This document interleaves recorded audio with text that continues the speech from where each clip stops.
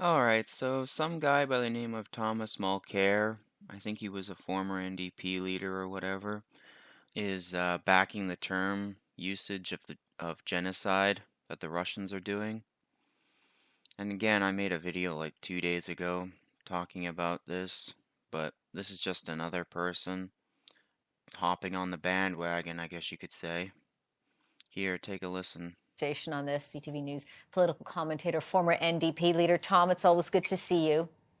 Good to see you too, Angie. Listening there to what Defense Minister Anita Anand is saying, these claims of genocide, the implications here, because of course we know that there are numbers of investigations underway with regards to war crimes against Russia, against individuals, against Vladimir Putin. But your thoughts here on, we're looking at the bigger picture implications of what's happening in Ukraine.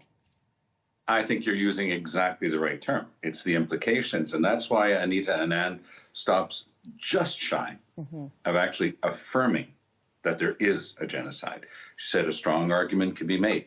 Similar to Mr. Trudeau a couple of days earlier, he said, well, I'm glad that people are starting to use the word because it certainly could amount to that. But Canada is not going as far as President Biden did earlier in the week. Biden outright asserted that we are facing a genocide in Ukraine, because that opens up onto an obligation. You can't just say, well, there's a genocide going on, and then stand there and do nothing. So there is a duty to get involved. There's a duty to protect. There's a duty to defend that comes along with that affirmation. That's why Canada's being a little bit more prudent. I know that having talked to some Americans, they were a little bit concerned that their president had gone that far. But if you do look at the definition that Minister Anand just put out there, then it's obvious when Putin's starting point is Ukraine is a fiction of history. The Ukrainian people do not exist, and he's going to take over that territory and make sure that the Ukrainian people no longer exist. Then, of course, you're faced with a genocide. And the world, of course, and Canada and NATO and all of the allies have got to start some more serious discussions about what we're going to do, because we can't stay there with our arms folded and just affirm that there's a genocide. So let's talk a bit more then about what that duty could potentially be based on, again, Anita Anand being very close to saying it, but not as defined as we heard from U.S. President Joe Biden. But that duty, what it means in terms of Canada's duty. We've heard about the unwavering support. We've heard that from the Prime Minister, from Anita Anand, from Melanie Joly as well. But Ukraine is asking that's got to be stepped up much more to much more extent.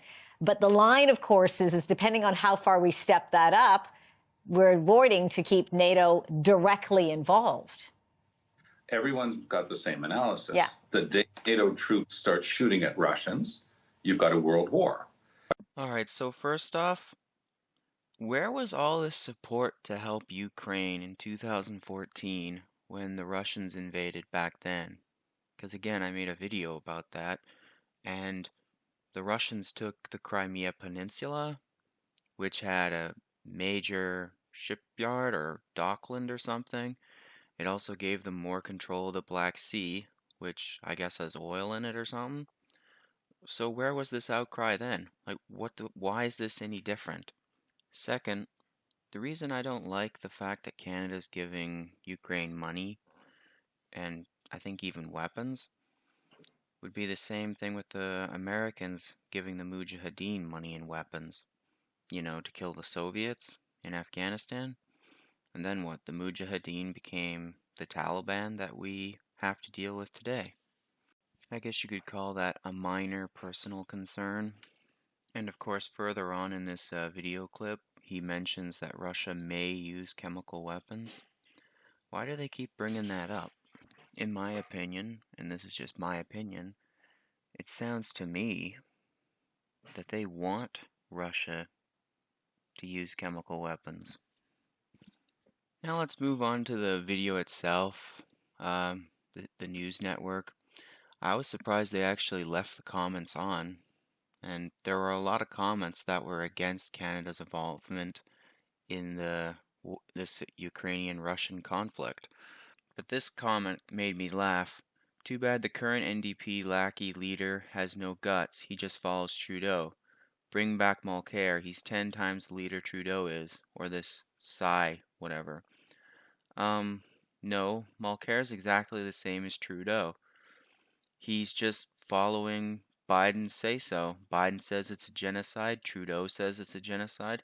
Mulcair is exactly the same. Same thing with this Psy guy. In my opinion, and this is just my opinion, the only reason why they replaced Mulcair with Psy is diversity poker. Mulcair is a what? Straight white male. Psy is not white. It even says when you Google it that he's part of a minority. And in case nobody knows what diversity poker is, it's just like poker, but it's diversity. So a white male, straight I believe, has the lowest poker hand you could imagine. But this Singh guy, he's not white. He dresses different. And yeah, so he has a higher poker hand.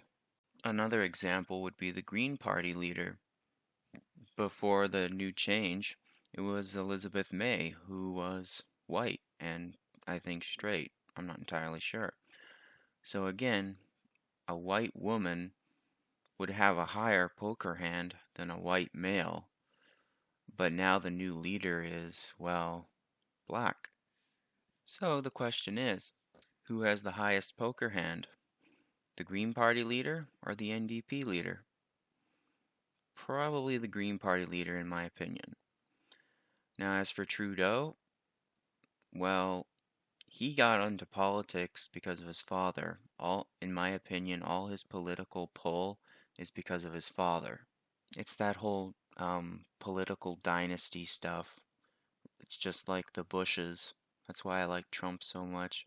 He came in and just smashed Jeb Bush like a sandcastle. So yeah, I just saw this video clip and the comment, and I just thought I'd make a quick video about it. Alright, take care.